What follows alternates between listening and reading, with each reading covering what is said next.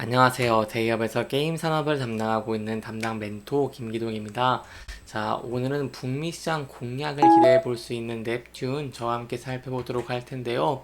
일단 앞서서 넵튠 같은 경우에는 게임사를 인수를 했기 때문에 여기에 대한 내용 저와 함께 간단하게 살펴보도록 하고요. 이러한 인수로 게임 시장 규모 1위인 북미 시장 공략에 대한 기대감도 함께 살펴보도록 하겠습니다. 이제 마지막으로 넵튠 같은 경우에는 이렇게 주가가 바닥권을 이탈을 하고 전 저점 부분을 이탈한 모습을 보여주는데요. 그렇기 때문에 이 부분대에서 저희가 어떠한 부분들을 지켜봐야 되는지 그리고 어떠한 전략들 짜는 게 좋을지 제가 여러분들에게 자세하게 설명해 드릴 테니까요. 영상 시청해 주시기 전에 구독과 좋아요 한 번씩만 눌러 주시기를 부탁드리도록 하겠습니다. 넵튠 같은 경우에는 앞서서 EK 게임즈를 인수를 하기도 했죠. 이렇게 인수를 한 이유는 여러 가지가 있겠지만 저희가 큰 걸로 하나 꼽아보자고 한다면 최근에 경기가 많이 불안한 상황 속에서 흥행되는 신작이 부재가 됐죠. 그렇기 때문에 현재 게임 업체들 전체가 미국 시장에서 돌파구를 찾고 있는 모습들을 보여주고 있고, 이러한 상황에서 넵튠이 EK 게임즈를 인수를 하면서 가시적인 성과를 기대해 볼 수 있다라고 할 수 있겠습니다. 이러한 북미 게임 시장 굉장히 중요하기 때문에 이러한 인수 내용부터 자세하게 살펴보도록 하겠습니다. 일단 이 EK 게임즈 같은 경우에는요, 지난해 기준 매출 자체는 그렇게 크게 나오진 않았습니다. 이 매출은 138억 원대, 영업이익은 35억 원대를 기록을 했는데, 저희가 눈여겨볼 만한 포인트가 매출의 약 70%를 해외 시장에서 거뒀다는 것이죠. 최근에 국내 게임 시장 같은 경우에는 계속해서 이용률이 감소를 하면서 경쟁 강도가 심해지고 있는 상황이기 때문에 이렇게 해외 시장을 공략을 해야 되는데, 70%의 해외 매출이 나오는 회사를 인수했다는 것은 굉장히 긍정적이다라고 볼 수 있겠습니다. 그리고 이러한 EK 게임즈를 인수한 이유도 넵튠이 해외 시장 공략 전략으로 이 방향성을 잡고 있는 모습을 보이고 있기 때문이죠. 그렇다면 이 EK 게임즈 인수로 저희가 향후 어떠한 효과들을 조금 기대를 해볼 수 있을까요? 여기에 대해서는 제가 F급 용사 키우기로 조금 설명을 드리도록 하겠습니다. EK 게임즈 같은 경우에는 모바일 게임 F급 용사 키우기가 100만 다운로드를 기록한 모습을 보여주기도 했죠. 그 중에 저희가 꼭 눈여겨볼 만한 포인트가 북미 매출 비중이 절반 이상을 차지를 했다는 것입니다. 따라서 넵튠 역시 북미 시장을 공략을 하고 있는데, 이러한 EK 게임즈 인수로 인해서 추가적인 상승 동력 확보를 기대해 볼 수 있겠다라고 할 수 있겠죠. 제가 계속해서 여러분들에게 북미 시장을 강조를 드리는 이유가 있습니다.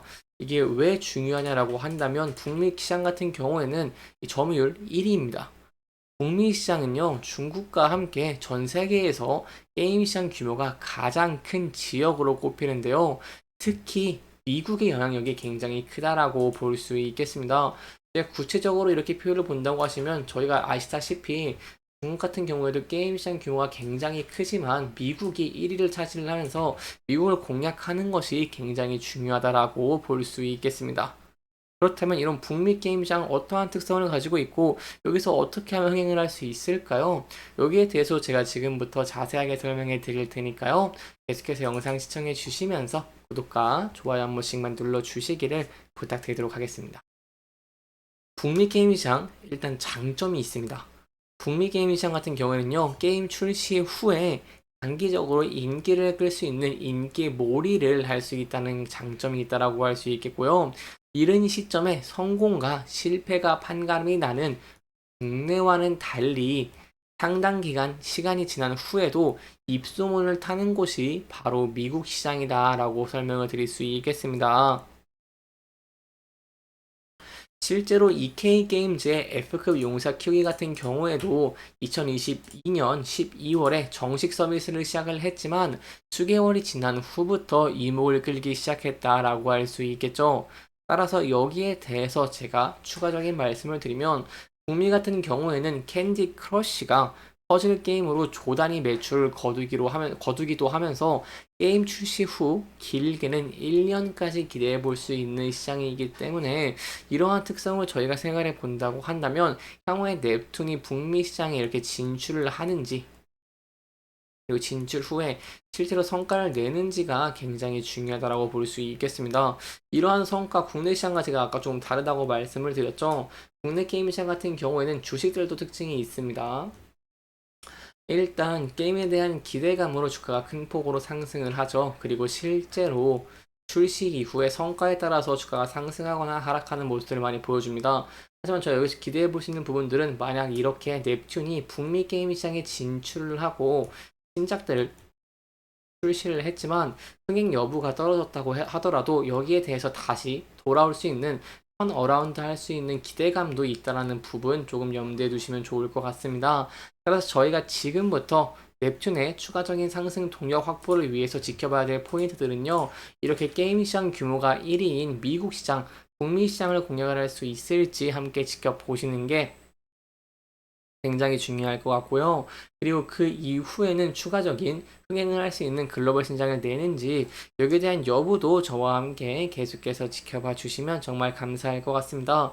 여기까지 저희가 넵튠에 대한 내용들 그리고 앞으로 북미 시장을 기대해 보시는 이유에 대해서 자세하게 짚어보면서 진행을 했고요.